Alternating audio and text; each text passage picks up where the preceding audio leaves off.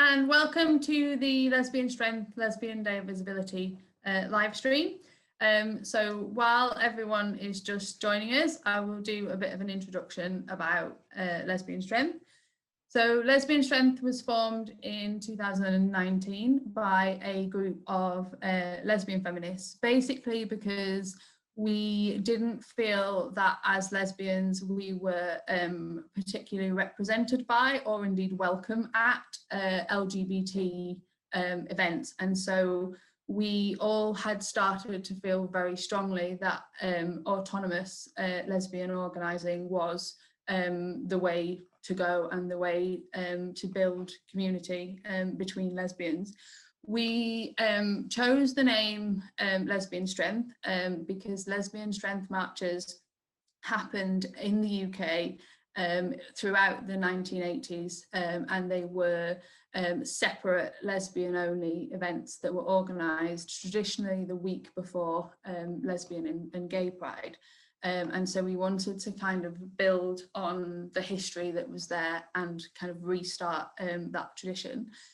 The main thing that we exist to do is to build a strong community amongst lesbians in the UK and around the world. And in 2019, we organised the Lesbian Strength March in Leeds. We chose Leeds particularly because it has a very strong feminist history going back through the second wave. Unfortunately, since then, COVID has spoiled everyone's fun, including ours. So we have mostly been restricted to online events ever since. But we have plans to organise, hopefully, fingers crossed, a physical march later on this year. So watch this space. And for Lesbian Day of Visibility, we wanted to organise a panel discussion looking at topics that are important to lesbians in 2021. We deliberately didn't choose any particular theme because we wanted to cover a range of topics, and we will have quite time for questions if anyone wants to ask any in the comments on Facebook. After this, the recording of today will go on our YouTube. So if anyone wants to re-watch it, or you have friends that want to watch it, then feel free. And there are other videos on our YouTube as well. So to introduce our panelists for today, first of all, we have Lynn Farley, who was involved in organising the first Gay Pride March in Manhattan, New York City, and also involved in organising the first Dyke March. After introducing the concept of sexual harassment in New York City in 1973, published the first book on the subject, which is called Sexual Shakedown, the Sexual Harassment of Women on the Job. And then we have Uma in Uruguay. She says she is a daughter, a mother of 3, and a radical lesbian, and it happened in that order. For the past 20 years, she has earned her living as a teacher, copywriter, editor, translator, and interpreter. She became involved in male politics in her teens and developed a feminist consciousness much later. After some time and effort to make it work, the unhappy heterosexual marriage between feminists and the left ended in her. About a year ago, with a friend who's another lesbian from Mexico, she created a virtual room of our own called Love and Sex Politics, where they run online workshops and courses on very feminine disciplines such as history, literature, or philosophy, which are always personal and always political. She says her name is not real, but she is. Then we have Julia Beck, who is a lesbian political activist from the United States, now living in Germany. Her writings and speeches are available at Women's Liberation Radio News, Women's Human Rights Campaign, and LAZ Reloaded. And finally, we have Jodie Roy, who is an autonomous lesbian feminist activist from Belgrade in Serbia, and she is a strong supporter of Get the L Out. So welcome everybody. So to kick off, I think one of the things that is really kind of missing sometimes is to look at how we all kind of came out and realised we were a lesbian. And I think it's great to hear other stories about how it was for other women in different places and different times. So if we could kick off just by talking about everyone's experiences of that. And whoever wants to go first can. Oh, you're muted. Hang on.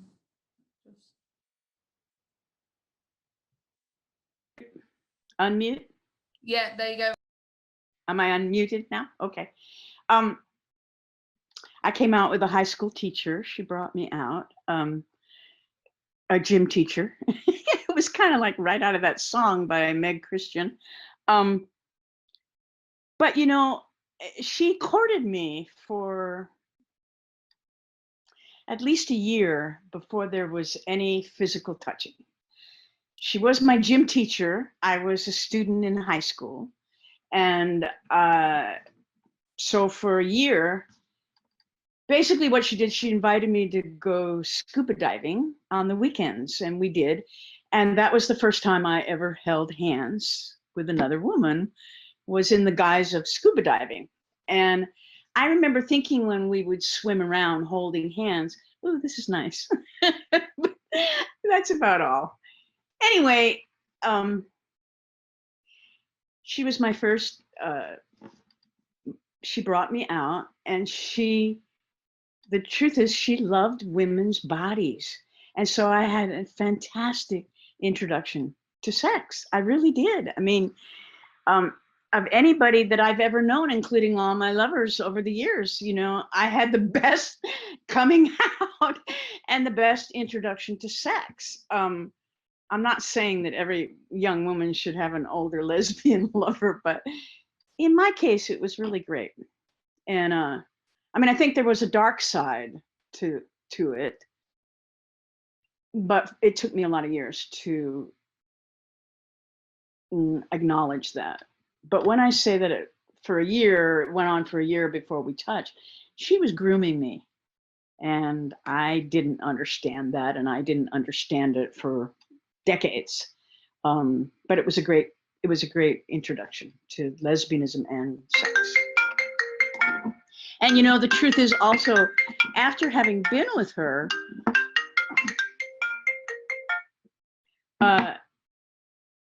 guys were kind of, I was just so over that. You know what I mean? It was just like, oh, wait a minute, this isn't feeling nearly as good as this other experience that I had. Anyway, okay. I have to unmute again.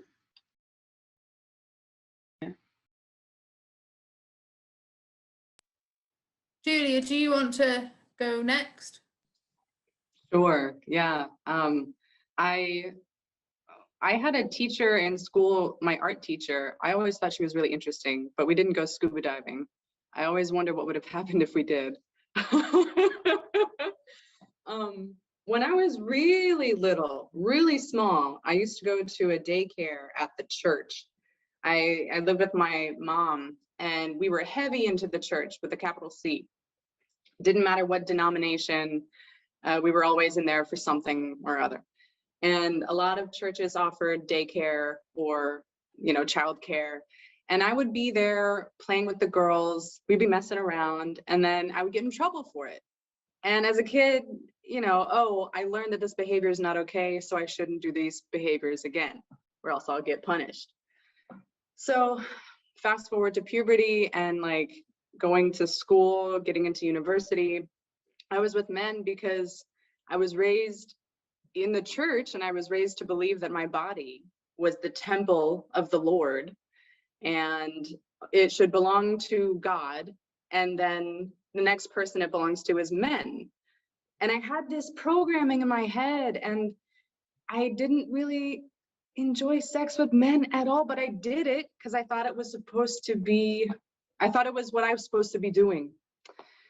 So, long story short, after I got out of academia, after I graduated, I was spending a lot of time with these two women in Baltimore, Maryland, in the United States. And they were in a relationship together, and they welcomed me with open arms. One was my friend from school, so naturally we got along. And when I witnessed their relationship, I saw the possibility of what a relationship could be between two women, which I had never seen before, besides in pornography. And that's not even a real depiction of lesbianism.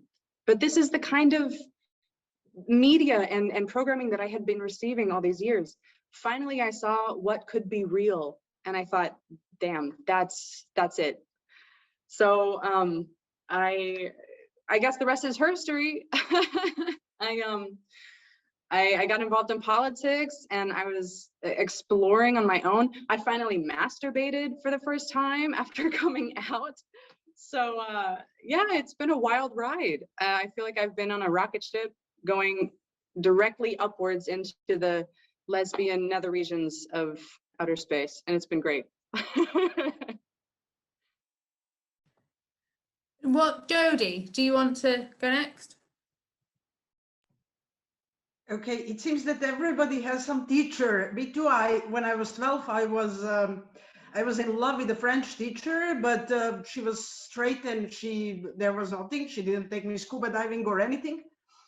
But I also suppressed this completely. I knew kind of that I was in love, but I also thought that because nobody around me was lesbian, there was no word lesbian when I was growing up.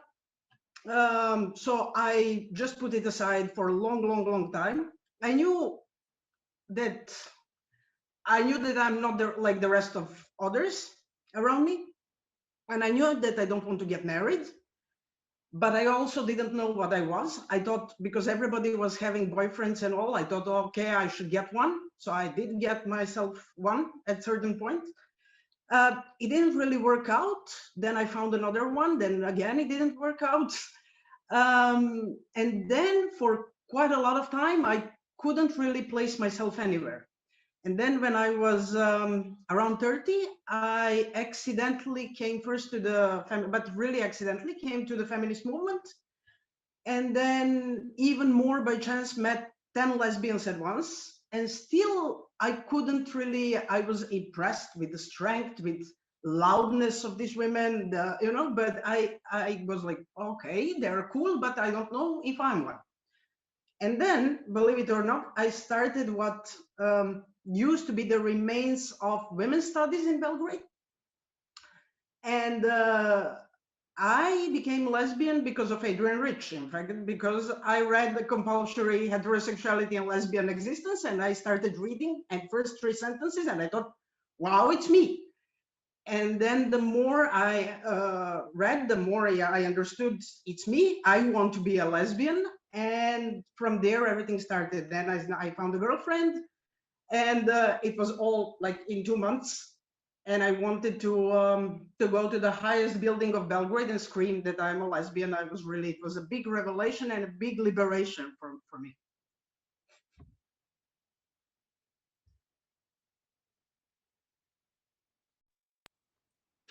Uma? Yeah, okay, hi. Well, I have this thing with words, so I work with them too. So it was a bit like accepting this invitation. I was really happy, very excited, but also a bit nervous because I want to get them right. So I think a lot about the words and things. And when Leanne called me over this, I started, well, thinking about this same thing, right? I started thinking about how the words that got me here, what am I doing here, standing and sitting here on this panel for, lesbian visibility? How did that happen? How that began.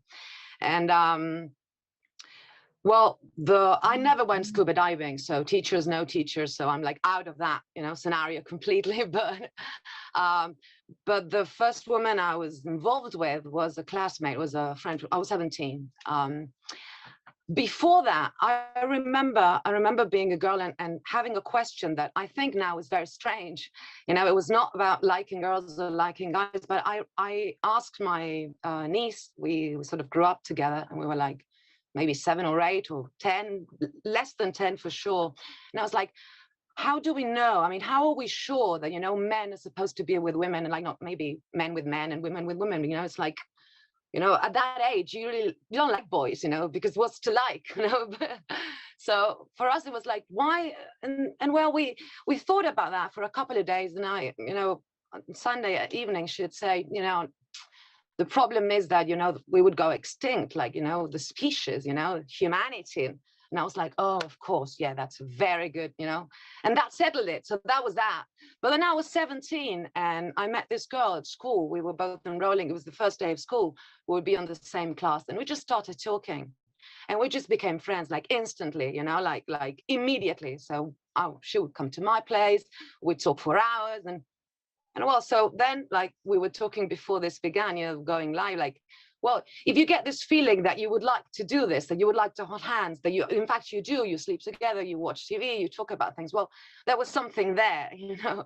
So I had the feelings and we had the experiences and we talked about it.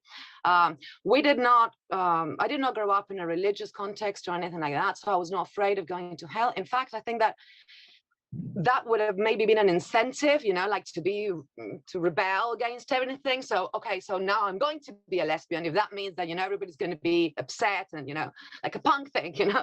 So it wasn't that. It was just that I think that sometimes the process that we are forced to undergo as women, it can make this much longer, torturous and maybe more interrupted. Because this was not my first experience. I had other friends. I was with, you know, it happened again, you know, and I still was not visible to myself. I didn't know what it meant about me, the fact that I had men, that I did go out with men, like most of you said, because that's what everyone does, because that's what you do, but not really, really, really liking any of them, you know, the ones that, you know, go on the film stars or the, you know, the supposedly really nice ones, and I didn't like them either, you know, but still I got involved. I still kept getting involved with men. I couldn't find myself in any of the words that I had around me, you know. It was a very, I think this is sabotage thing, you know, that happens all the time. You have these experiences, these ideas, but I didn't have like the conscious, I didn't have the words for that. My process to become, not to become, but to realize, to say that I'm a lesbian or to know that was not a straight line. It was not a lesbian line. It was not a line. It was like this loop of situations in which I would go like, what is this? You know, this is not working. It doesn't work. You know, I got married, I had kids, I did everything that one has to do, and it doesn't work. It didn't work. And like you said, I mean, I would compare, I would like, it's not that it's different, it's like it's a whole different thing, you know. Men and women being with men, it's like it's not even the same activity, you know. I don't know, it's like completely different. And of course the idea that we had, my generation had, about sex and about lesbians had to do mainly with porn, you know. It's like lesbians would be something that's entertainment for men. So it had nothing to do with us either. And so and that was very sad, because my experiences with some of these young girls were in those contexts, you know, in the context of men being involved, men participating in the thing, fostering or promoting the thing. So it was really an artificial way of intimacy, you know, with a woman. So it really messes you up, you know, in your head. So it takes even longer. So my fear was not, you know, being punished by God or problems with, you know, with conservatives. I was involved in the left. I would sing in a choir. So it was like millions of gay men around, you know. I wasn't aware of the differences between men and women, like seriously, though I do know them, but you know, like what it meant. So to me, I would find myself sharing spaces with these men, with these gay men, and thinking that somehow we all belong together because, you know, something brought us together. And I didn't understand that they were men and I was a woman. And so you know, their support for my process and my coming out was coming from a completely different place. You know, it's like, let's go party, you know, and that kind of thing. It had nothing to do with women. So fast forward 1,000,000 years later, again, yeah, not rich, but dwarven for me. So the feminist conscience sort of helped me click, helped me, you know, find the words. And then it's like, it all made sense. And it was, you know, it was easier, you know, it was finally this thing that was so difficult. Well, it wasn't, you know, you just have to be there. And you know, this is who you are. This is what you're like. You're a woman. That's it. You're a woman who does not believe in this religion of men, you know, does not believe what they say about who I am or what I like or how I like it, or, you know, how many people I'm supposed to be with until I can finally know for sure that I am this or that. Or if I have been tainted by, you know, my dark heterosexual past, and therefore I'm now, you know, forever. I mean, I will never be a lesbian because I just, you know, that's it. So I think that it's important, apart from the visible thing, the meaning of the thing, because we are told what things mean all the time. Somebody points at someone and says, look, that's a woman, that's a lesbian. And that's more or less how, you know, it shapes your idea of what that means. So it has to be visible, and you have to know what it means. You know, I was all like, I'm not a lesbian because I fall in love with, you know, people, you know, like in general, one falls in love with people. And I was like, and now I'm like, yeah, which people? You know, there's the people who are men, and there's the people who are women, and that's it. And you're good. It's people doesn't exist. And I think that sometimes, in my case, without this feminist consciousness, it was difficult because, you know, I think that the problem was understanding what a woman is, you know, not so much the lesbian. I think that that comes a bit more naturally. The problem is with what we are. And I don't think that I got that until like 5 minutes ago. Well, not 5 minutes ago, but maybe 8 to 9 years ago. So it was a longer process than it should. And I think that we should try to make that process shorter and less painful, mostly, you know, for as many girls as possible. Okay, maybe it was too long. I'm sorry. No, that was perfect. Thank you. And I think it's one of the things, because that was my experience as well. It was very kind of stop start and 2 steps forward, 3 steps back, and I'm not really sure what I was doing. And I think as well, because I did get involved with men very briefly, and I remember I find it very difficult to explain it to people, because I definitely did make a conscious decision to stop having anything to do with men, not because I found them attractive, but because I'd kind of fallen into it because it was easier. I think maybe the fact that we kind of highlight that, and that is normal for like a lot of us, that will be, because certainly when I was younger, like that was something that I really struggled with. And I think it is a fairly common experience. So the next thing would be, because we're very lucky to have lesbians from all over the world, just to look at what some of the particular issues are for lesbians in your country. So if you could just remind everyone where you are at the beginning, and then anything that you have to say, feel free. And whoever wants to go first can. I'd like to say something about what you just mentioned, Lauren, about how sometimes it's easier to be with men than with women. I noticed this too from my experience. I noticed that it was a lot easier to be with men because it didn't require any honesty from me. Men just cared about being inside of me. And when I'm with women, they care about me as a person. That's totally different.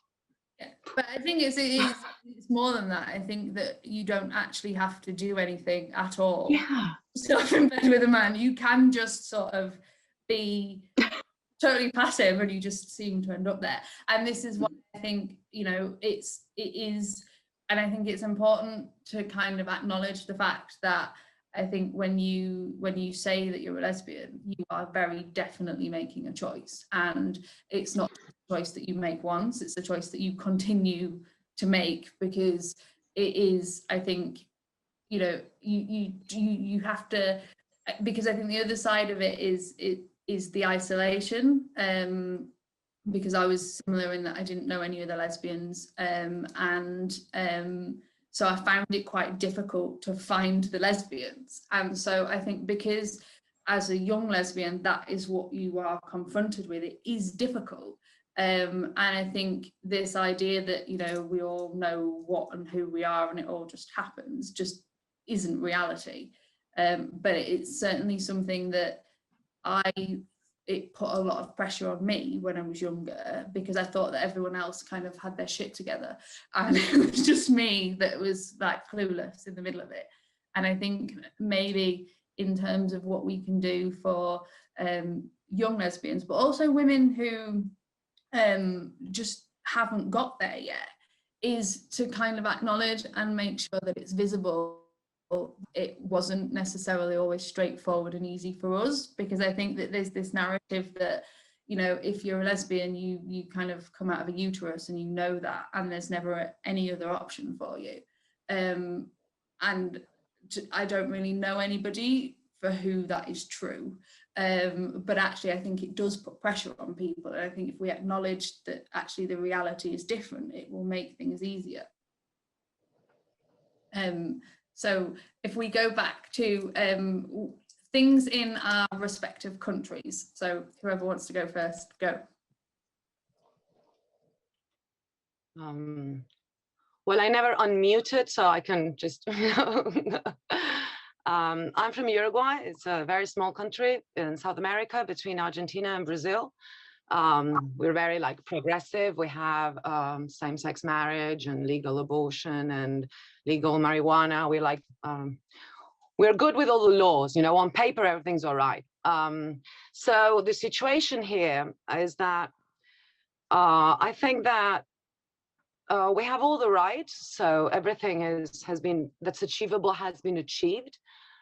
We went from the first, you know, pride parades with literally 20 people to like massive marches now, which are called diversity marches, and everybody goes there. You know, it's like men, women, bicycles, cats, you know, everything goes. So everything, you know, in terms of agenda and visibility and stuff seems to be a success. It's this apparent inclusion, but it remains, I mean, it remains pretty much an individual issue. Of course, there are lesbians, you know, every day is a sunny day, you know, there's no sunshine, you know, there's no days without, so there are lesbians all the time everywhere, so that's not the problem. But it's not an agenda, it's not a political issue. Lesbians adopt, follow, you know, the alphabet soup courses and agenda. So there are no specific like lesbian spaces. They are like diversity, like LGBT, whatever. Or they're called lesbian spaces, but they also, you know, trans inclusive. I mean, so men included and that stuff. So the political situation here is that there is no specific, there's no consciousness of lesbians as a collective, like in itself. It's just part of this larger thing, and therefore there are no political issues related to lesbians on the agenda.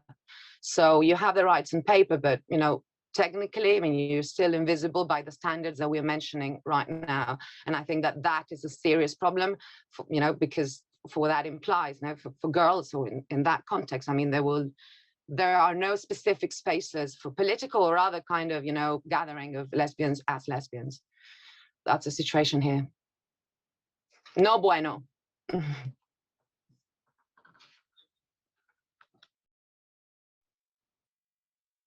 Who wants to go? Oh, Lynn, you need to unmute yourself. Down at the bottom. Yeah. All right. I'll go next. Great Satan. I'm from the United States, and the situation here, I think, I would say, in my opinion, is dire. And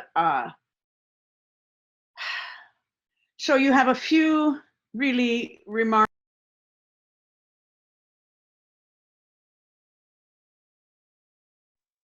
Lynn, it's muted again.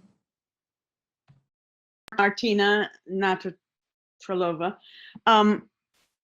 But we have scores and scores of well-known women who are now coming out on the side of the whole transgender thing. I mean, lesbianism in America, for all intents and purposes, is dead. No one talks about it. No one acknowledges it. There are no lesbians. There are women who are being told that they should be men. That's what we have going on in the United States. It's throughout the medical profession. It's throughout psychology. It has totally infected Hollywood, so that all of these people who might be models or someone that a young lesbian might imitate, what they're all getting is, you really want to be a man. Any woman that would want to make love to another woman who is attracted to other women, that's really, she just is in the wrong body. She should be a man. And lesbians are buying it to a sad degree. Okay, if anybody knows the situation in America and disagrees with me, please step in. But I think it's pretty bleak here, and the trans lobby here is really militant, really vicious, and so anyone that steps out to say, "Oh, I agree," or "What, I agree," they just get savaged. I've been waiting to have it happen to me on Facebook. So far, I've been spared. Whoever is watching this, please don't take that in. So that's one situation for young women in America. But I also think that I've never said this out loud before. I don't even think I've thought it to myself, but I'm extremely upset and disappointed with all of the gay organizations in America. I helped build this movement. I did. I put my life on the line. For what? To have a bunch of people move in later and think that they're going to make a killing out of getting all these young girls to go and transition into a male body. I don't know. I mean, I could go on. The state of lesbianism in America, just to sum up, I think is we're in trouble. We're in sad state. There are no organizations. Bars are disappearing. There's no place for young lesbians to go and be exposed to older women, to be exposed to, happy lesbian relationships, the way it was described earlier. So they don't see models. They don't see people having a successful relationship. They're just being told over and over and over and over, yeah, you really want to be a guy. And now we have, it's not just men who are transitioning into being women, but I am told, I haven't seen the numbers, that a large number of young lesbians are transitioning into being guys. That's what they're being told they have to do, and they're doing it in large numbers. Not good. I'd like to add on to something that Lynn, that you mentioned about the fact that it seems like there's no lesbians anymore in the States. This is what I also witnessed when I was there. It seems like lesbians, they're still doing the lesbian thing. They're still hanging out with women. They're still having cookouts and potluck dinners, and they're still making zines, those little booklets that you can make at home. They're still doing the culture part of it, and they're still doing the social part of it, but the politics is totally lost. Okay. And one reason for that is something that Umi mentioned a few minutes ago about words, finding the right words. These women are doing the lesbian things, but they're not calling themselves lesbians. Mm-hmm. They're calling themselves queer, or, Mm-hmm. they're using other words to describe their identity. And then they describe their sexuality as queer, to catch all the things, to include all the whatever bullshit nonsense that they're told that they should include, because feminism is for everybody now. The corporate mainstream programming propaganda has been so successful with my generation. I'm 28. So with the women my age and younger, it's been so successful for a few reasons, mainly because corporate propaganda is extremely powerful in the States. And another reason is because in the States, women are so isolated physically. An enormous country. It's like the land size is very big and our transportation system is very bad. So if you don't have a lot of money, you're not going to travel very far. And let's be honest, lesbians we don't have a lot of money. So we can't really travel and see each other in the ways that we sometimes would prefer to. So we are isolated from each other, and we are programmed in this digital age when everyone my age and younger is plugged into Twitter. That's our social life, especially now. We're getting all these messages saying that lesbianism is a type of pornography. And that is the reason why women are not calling themselves lesbian, because they don't want to be associated with this dehumanizing category of objectification. And I'm partially speaking from my own experience here. This is the reason why I was so hesitant to call myself a lesbian in the first place. Also, I didn't want to say I'm a lesbian on the street and then to have men looking at my ass. I didn't want to have that anymore. So I will say, yes, the politics is being lost. You know, the female separatist political ideology, it's really gone to the wayside. And I look forward to the resurgence of this, because you're right, Lynn, when you say a lot of girls are transitioning, they're being pressured to call themselves men and have these surgeries done to them. It is true. There are so many young girls undergoing these unnecessary changes, irrevocable, undoable changes. And still, women are coming to themselves, even after all of these changes have been done to them. There is a huge wave of detransitioned women coming out and sharing their stories and doing all the lesbian culture things. They're coming together, they're having meetings, they're making zines. So women are, what do you say, coming to themselves, and we are finding our true selves, our authentic selves, even through all of this crazy shit that's done to us. I know, but when I think about what it was like for me to come out and what I think it's like for a woman today, why hasn't it gotten easier? It's gotten more difficult. I mean, it's unreal to me. You know, you would think in 50 years we'd have some progress, positive progress, but we don't. It's like we're going backwards. You know, the patriarchy is an extremely, it's like a many-headed hydra. You cut off one head and it just comes back stronger in these other areas. And I think that's what we're seeing here. It's very... One of the things that does make it more difficult for younger lesbians now is the fact that, you know, on the surface, it seems like it should be easier. You know, all the laws are fine, you know, like, yes, lesbians do get attacked, but in theory, you should be able to walk down the street holding hands with your girlfriend without a problem.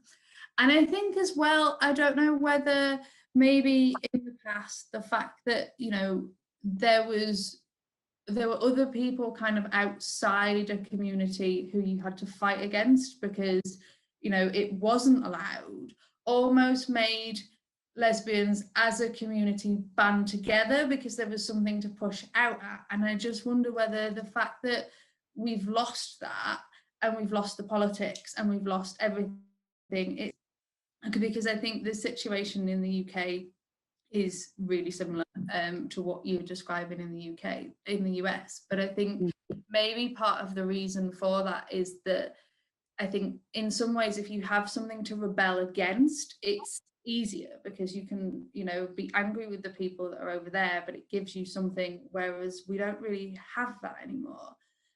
And then at the same time, I think, because what we were talking about before, which is, you know, basically compulsory heterosexuality, I think the fact that you kind of, as a lesbian, you kind of, if you're a salmon swimming up a river, you kind of got past that bit. But now there's a whole other gauntlet that you've got to run, where a load of people suddenly tell you that, you know, if a man says that he's a woman, then you can't say no because you're invalidating his identity or something. And then so you've kind of gone past the kind of old barriers, and there's a whole new set. Yes, the whole new set. And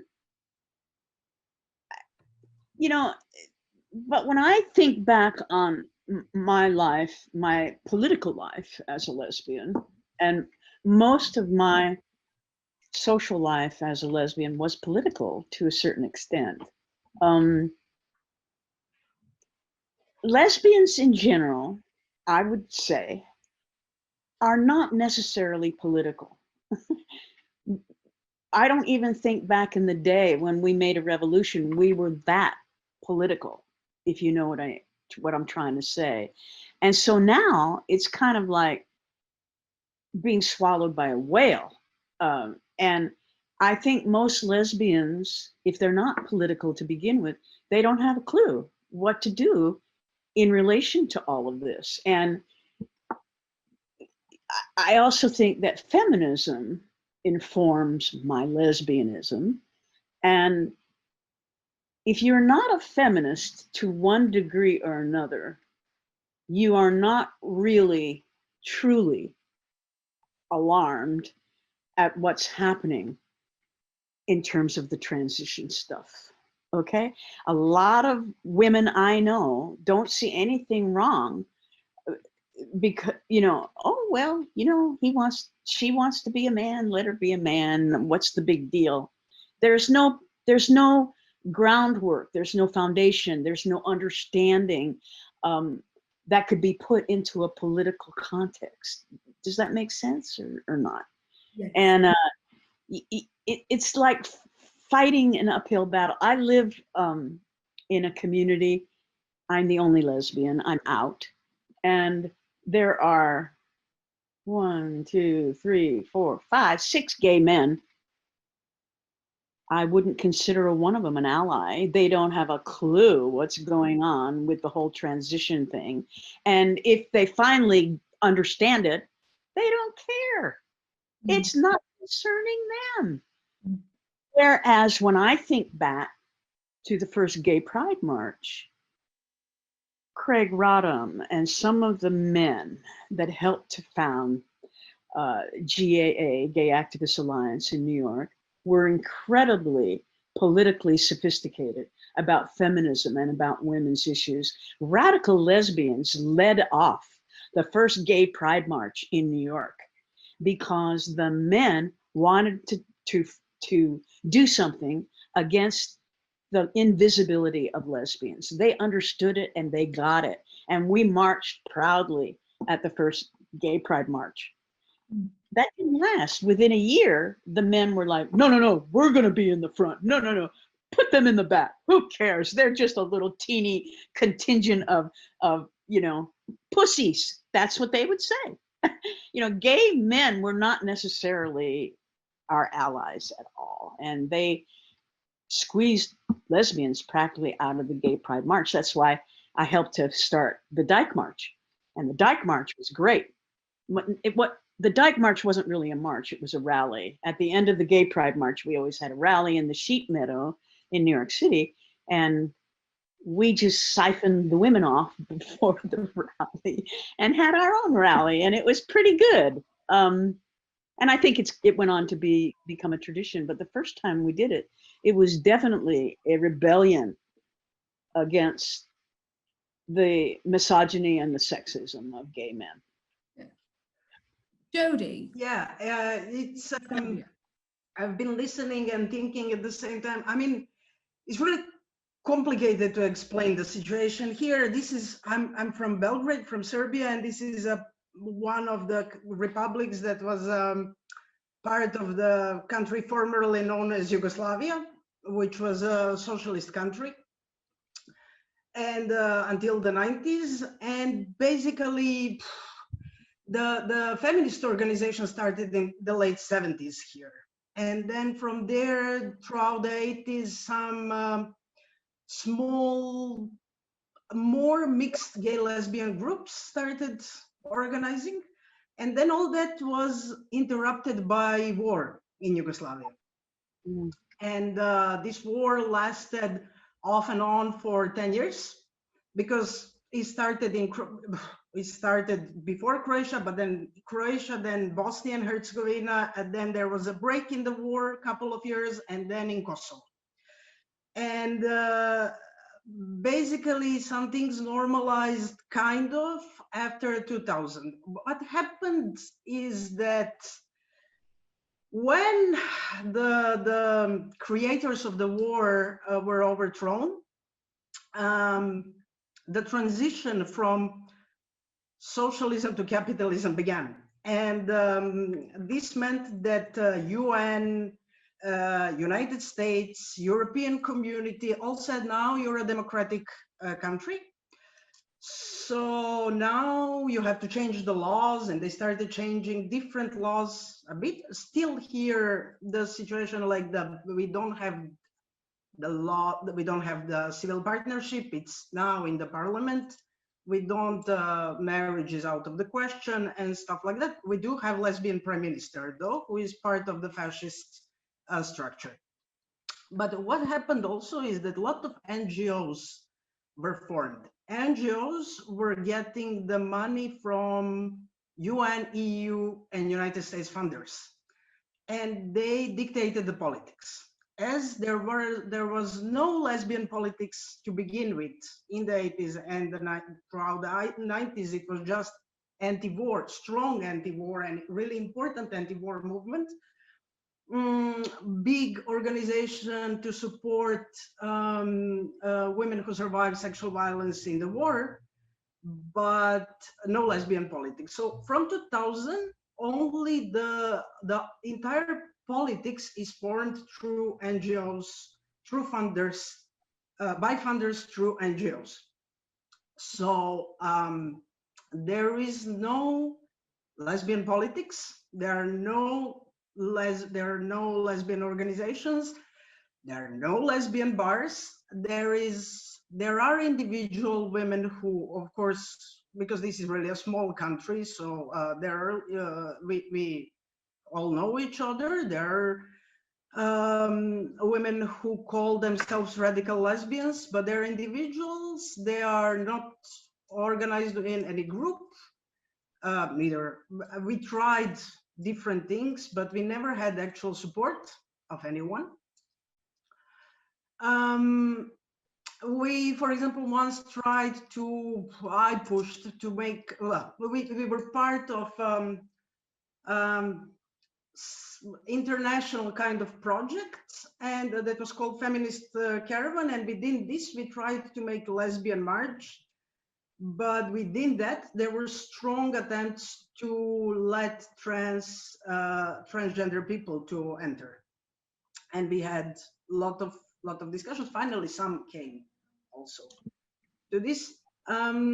So it's really what you are talking about, the situation in United States. It's kind of reflecting, because we are depending on the money from United States and from entire Europe.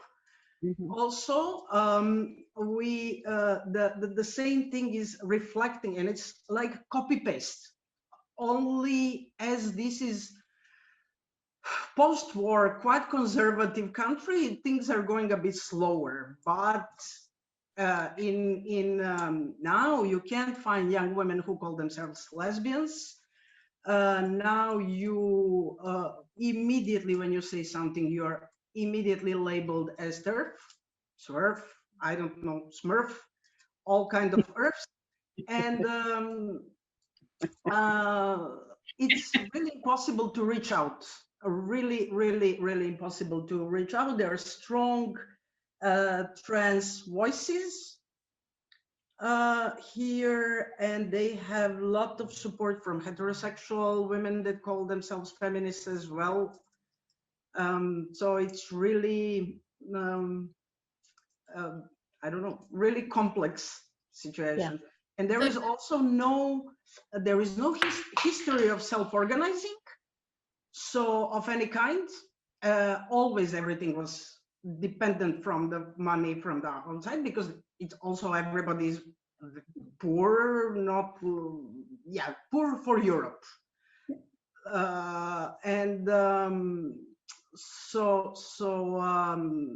Even if you want to start something, it's practically impossible to start.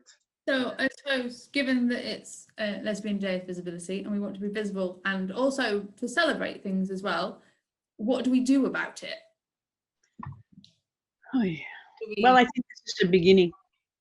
I think this panel is a beginning.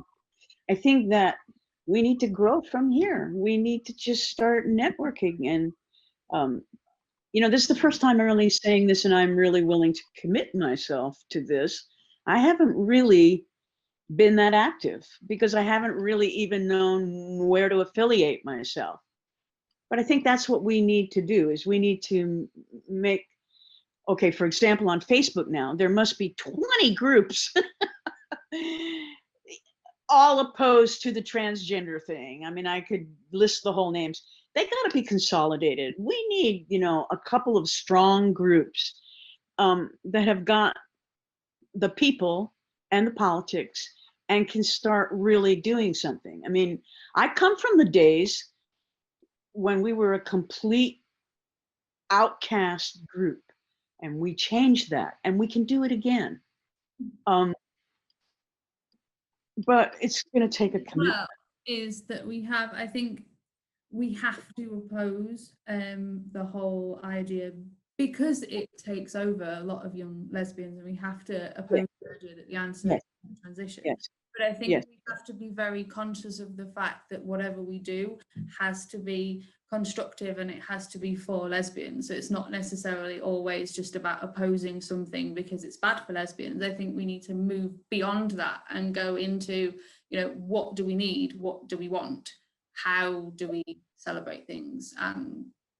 Right. Except that the whole transgender line has just taken over so much of women's and lesbian politics that you almost cannot do anything unless you come out and say, I oppose this. Yes. You know? I'm opposed.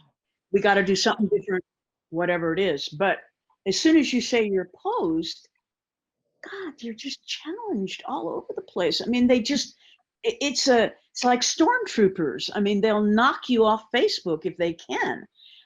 Like I said, I just watched all this from a distance, and I'm like, oh God, I'm just dreading the day that they come for me.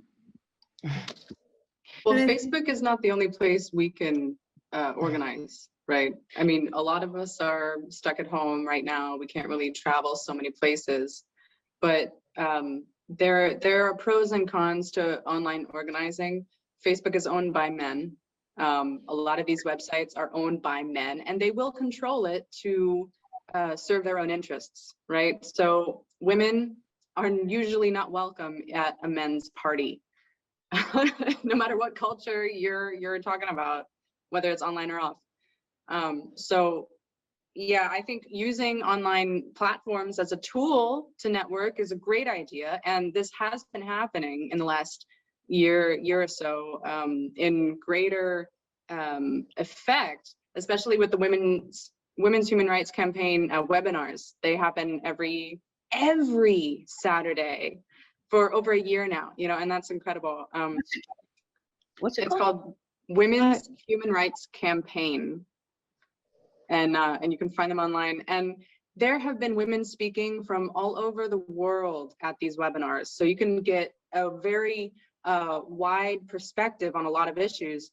And I think it's also important as lesbians, when we want to organize, we organize for ourselves. We put our energy into each other, not in defense or offense or whatever, you know, not focusing our energy to say we are not transphobic or we don't care about men who call themselves women. Like, yeah, of course we care, but that's not where we should focus our energy. We should be focused on each other and our own desires and what we want to create in the world. I'm so bored with this transgender bullshit. Yeah, I don't but want to give my energy to it anymore. I except, just, oh, I'm except sorry. that, let me say this one thing. You know, lesbians got beaten up at the Gay Pride March in San Francisco by transgenders. They are not they are not going to let us organize and do what we're talking about, because we are the enemy. And, you know, just the way lesbians may be organized against, you know, maybe the Psychological Association or some other straight organization, they're organizing against us. We are the enemy. Until we admit, you know, we want to date transgender, blah, blah, blah, blah, blah. You know the whole rap as well as I do. We're the enemy. They shut down the Michigan Women's Festival. They attacked people at a gay pride march. I mean, lesbians are literally under attack, you know, physically. And still, nobody is helping us. Nobody. Yeah, well, You know, what I do you? wanted to mention something about, I'm sorry. Okay. No, no, you go. Okay, well, about time, you know, because I know that things seem, well, they don't seem that they are like really bad for women, but most of the things that we mention are how, you know, this political group of men was not, you know, eventually failed lesbians, or this political movement to get this achievements or whatever eventually backfired, or this tag or identity or concepts that we might have embraced as maybe gender at some point, or even identity politics at some point, then backfire, and etc. And we get, you know, attacked, sometimes more clearly or physically, but I think that has happened like throughout the past 5,000 years. You know, it's not a new thing. I don't think about what you mentioned earlier about the patriarchy, you know, growing more heads. I would think that I think that rather it repeats itself with minor variations, you know, throughout the past 5,000 years or so. And it was never in men's interests that women, you know, relate, you know, connect with other women. You know, it has never been in men's interest. They never wanted that. They never fostered that. They never promoted that. In fact, I believe that there are two main pillars of this system, and all the systems built upon it. You know, there will be like, the worst enemy of a woman is, you know, another woman, and what you need is a dick. Those two are the basic pillars of, you know, male culture. So I think that lesbians, just by existing, you know, that's challenge, you know, that's literally right there. I mean, it's a woman that does not believe in that religion. So there have been lesbians before there was a word for that. And I believe that there will be lesbians, you know, even after the word has been rendered completely meaningless, because we've seen it grow from, you know, anomaly, pathology, something immoral, an accident with no possible meaning has just happened and doesn't mean anything, or porn. And now ultimately, in its ultimate form, it will be like meaningless, because either, you know, men can be lesbians, or lesbians have to be called men, because lesbian is defined by the fact that you don't like to wear, you know, makeup or whatever. I mean, so, and I don't think that that's possible. I don't think that it's materially possible to erase or disappear lesbians, you know. I do believe that, of course, that's what they will be trying to do, because that has been the same game, you know, throughout. And I think that in some parts we have, I'm not saying responsible, but, you know, we didn't see it coming, you know, all these stories that we're saying about, well, at first we would have these organizations, you know, with the LGBT, and then we noticed that suddenly, you know, the boys were doing their own thing, or, you know, they would throw us under the bus. That has happened in every political movement, in every, you know, group. So it's not new. What I'm saying is that it seems new because it's shocking, because, you know, for fuck's sake, it's like 2 meter, you know, men who are this big in pink hair and with metal and leather, and of course they're intimidating, you know, because what the fuck. But it's not really that new, you know, in essence. I mean, so I think that first, you know, what we have to do is like not be afraid of it, and especially not let it like dictate what we do. I mean, I understand the non-complying thing, absolutely, you know, but I'm thinking that it has, you know, that it's very important that we understand, and that other women understand, that being a lesbian and being visible as a lesbian has nothing to do with men. And that includes, you know, we are not a reaction to what men do, you know, we are not a consequence of what men have done, you know, like you became a lesbian because you had problems with men. Well, of course I had problems with men. Men are impossible, you know, like, doesn't say anything, you know. So I think that it's important for us to remember that being a lesbian has to do with women, not with what men do, what they think, or what they think, or what they think we do. Okay, that's it. Sorry. No, that was very good. I think the other thing from a point of view of, so, you know, how like sort of where do we go from here? I think we need to kind of look back and remember that, you know, years ago, long before I came along, but you had lesbians that started to say that, you know, men deciding that they're lesbians is an issue, and everyone else kind of looked at it and went, no, it's not, it's fine. And then kind of more and more lesbians realized it was a problem, and then heterosexual women started to realize it was a problem, and now some men realize it's a problem as well, but we're not very interested in them. But it's not, I think the other thing that we kind of need to bear in mind is that, you know, we are kind of central to this because it probably impacts on us more than it does on other groups, but we are starting to get allies who get it as well. And so, yes, it's very bad, and I'm not suggesting that it's not, but I think there are real signs there that progress is being made.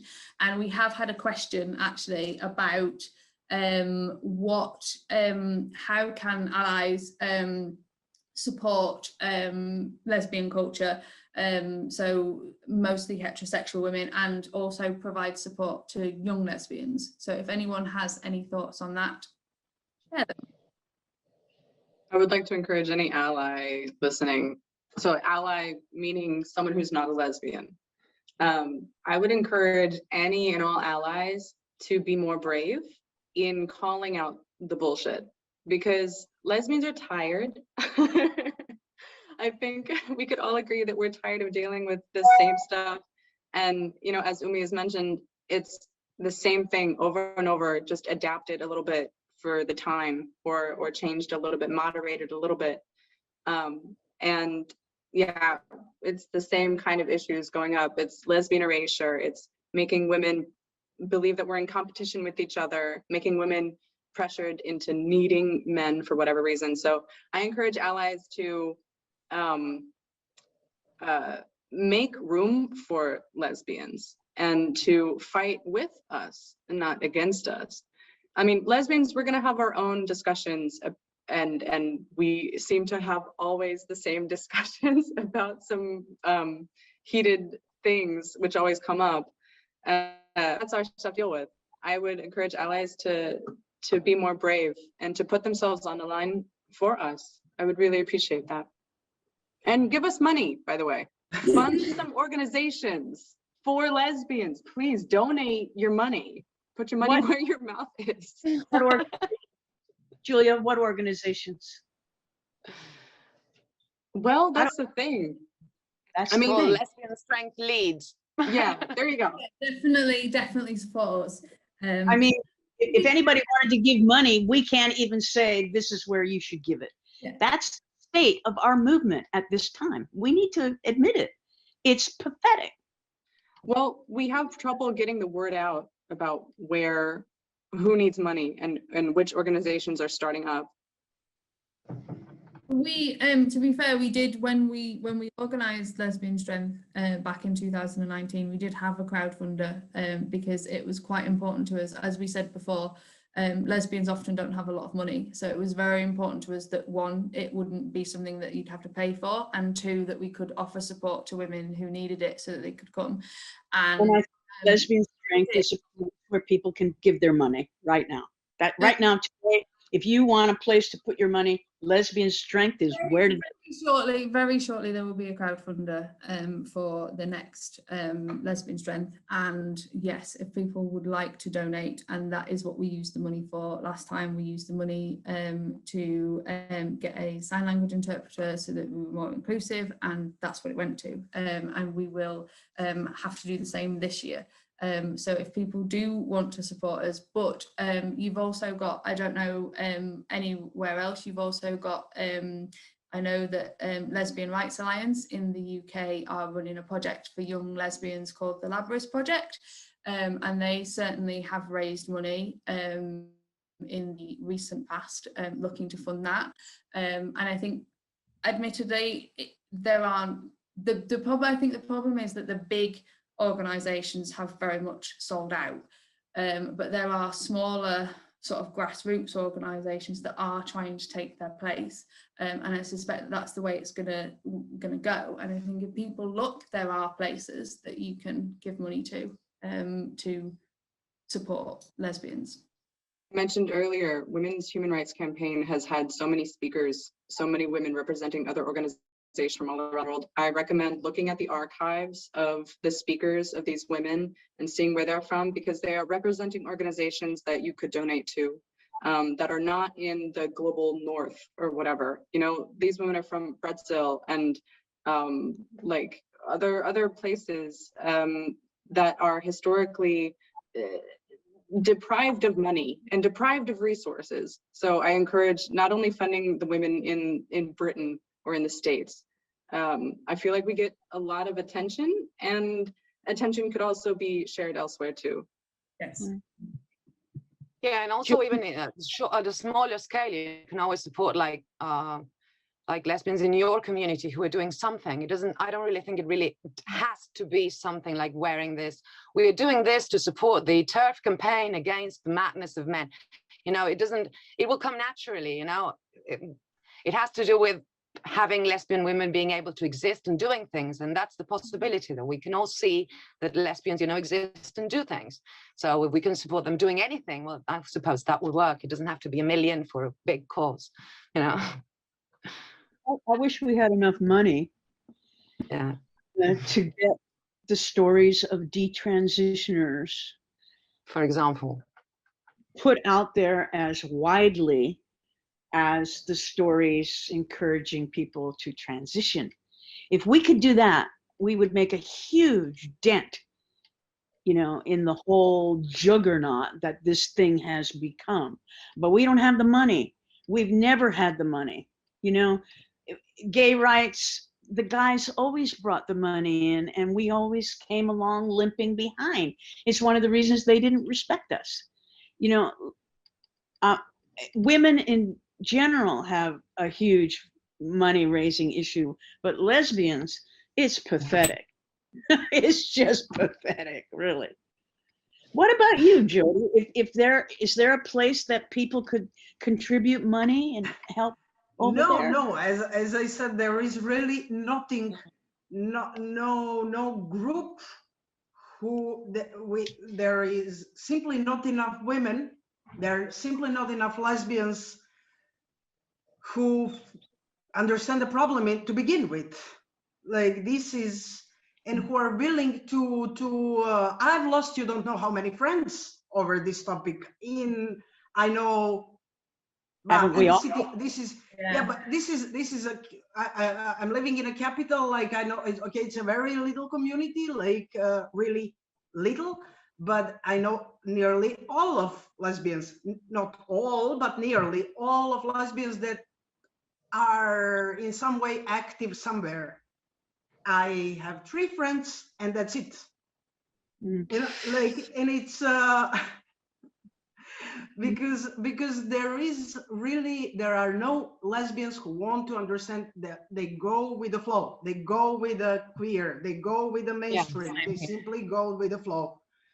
Because from the beginning, we were not politicized. I became politicized because I by chance managed to go out of, I mean, we can't travel, yes, but I got a chance to be part of this feminist caravan. I got a chance to travel from Kurdistan to Poland. Then I had to go out, but then I had a chance to because I have friends I'm part of some other networks, and then I had the chance to organize these 2 gatherings in France. Radical feminist gatherings that we made, and then of course all these experiences made me who I am today. But a bunch of other women, they don't have these chances, and there is here I can't politicize them because for them I'm too aggressive, too radical, too extreme, too I don't know what, and they don't want to listen to me. They just chuck me out. So money, no money, I have no idea here sure, maybe some would move a little bit, maybe if they knew that they could travel to some other place with this money, then bring some, yes, but I have no idea to whom this money would go in this particular moment. I think the other thing that kind of comes out of that is like how important it is, as well as the money side, to network. And because we are a small community, I think we need to kind of talk to each other in different countries, in different places, because if you stick to where you are, and then so lesbians are a small group, and then you take away the lesbians that, you know, don't want to be involved in the politics, you don't have many women left. But we can build networks kind of across big spaces. The internet is wonderful. Yeah. And kind of do that. It's going to have to be global. I mean, I'm a lone ranger here in the States in terms of, I can't tell you the groups I've been thrown off or I have been censored on. There's one group for, it's called the Stonewall something or other, for people who were there at Stonewall or helped to organize the first Gay Pride March. And there's nobody on there that doesn't support the whole transgender thing. And okay, so this is a little pet thing of mine, but we are seriously out of touch with physical reality in this country. It isn't just the issue of transgender. There are other things where we're just not in touch with reality. What is this about? Why is this happening? I mean, how can so many people think that a man could become a woman? Where is their mind? Do you know what I'm saying? How? It blows me out of the water. Sometimes my mouth falls open, you know?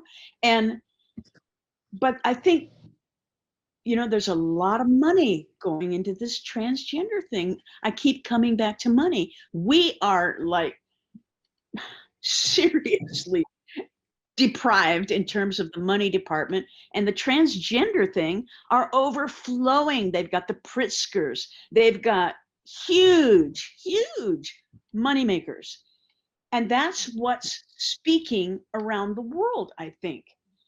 They go in, they give these organizations money, they help them in some way, and all you have to do is support the transgender thing, which everybody knows is a really good thing to do.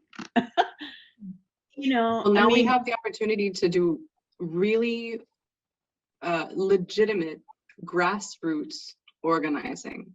I'm not going to disagree with you about the inequality of funding. I totally agree with you there. However, this is giving us a huge opportunity to network, as we said before, network locally and internationally as well, and then just get organized from a grassroots level. And I have so much hope for women doing this. I will say, in Baltimore, there was a very tight-knit group of women that I was working with to like vandalize public places and put up stickers and like crash the Pride Parade. And we did these things and we did them together, and there were not many of us. I will tell you, there were not many of us. And we were, the women that I knew, we were scattered across the East Coast. Here in Berlin, Germany, there are women doing the same things. There's not a lot of us, all right? We're scattered through the city. It's a very big city, but we're doing the work. And I will tell you this, there's heterosexual women with us. There's bisexual women with us. It's not just lesbians.